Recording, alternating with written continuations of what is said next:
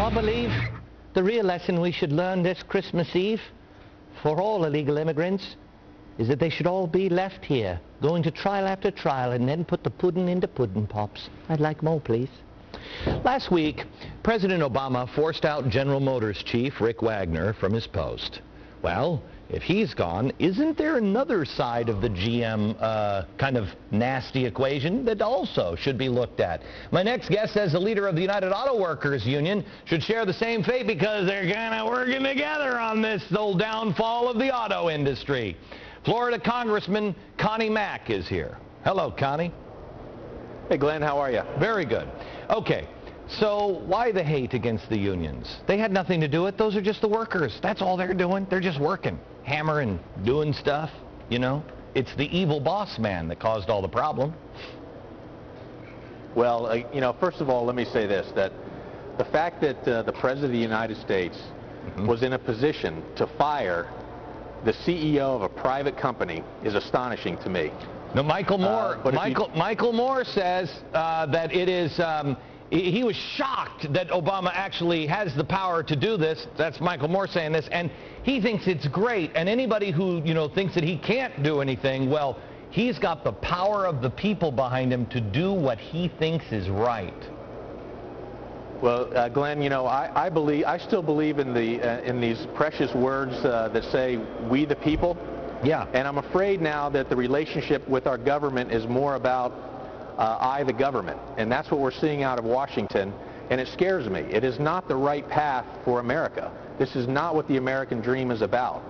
Getting back to the UAW, if the president felt compelled to get rid of the CEO of GM, then I would suggest he should also ask for the president of the UAW to step down or to fire him, because they used intimidation and other things to force GM into contracts that basically put that company down a path to where it is today. So they share in the responsibility of destroying this company. We reached out to the president of the union, Gettelfinger, and we asked him to come on the program, and he said no. And then we asked him if he would have a statement, and he said no. So... you know, we're left with just, there's Mr. Gettelfinger there.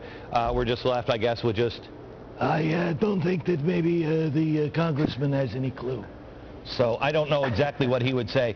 Listen, he gets $156,000, even though the union membership has fallen 7% over the last year. Gosh, that doesn't sound like that's a very good performance record for the union either.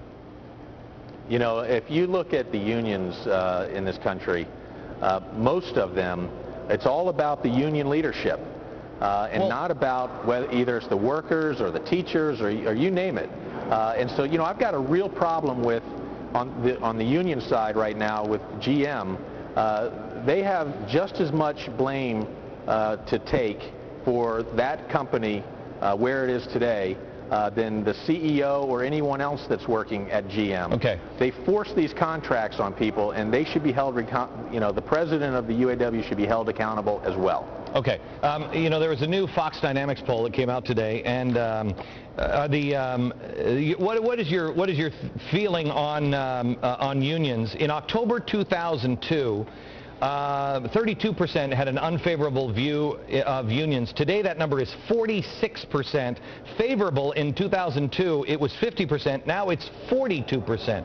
I mean, I think people know exactly what's going on here. I think that they know that, I mean, for instance, Gettelfinger, he was, what a coincidence, this is weird. He wasn't fired by Obama. He was an Obama delegate. I mean, we know that this is all about power and politics, do we not? Yeah, and you know, something happened earlier a month or so ago, or maybe 2 months ago, but there was a press conference held at the White House where, and I don't remember if it was President Obama or the Vice President, but they welcomed the unions back to the White House.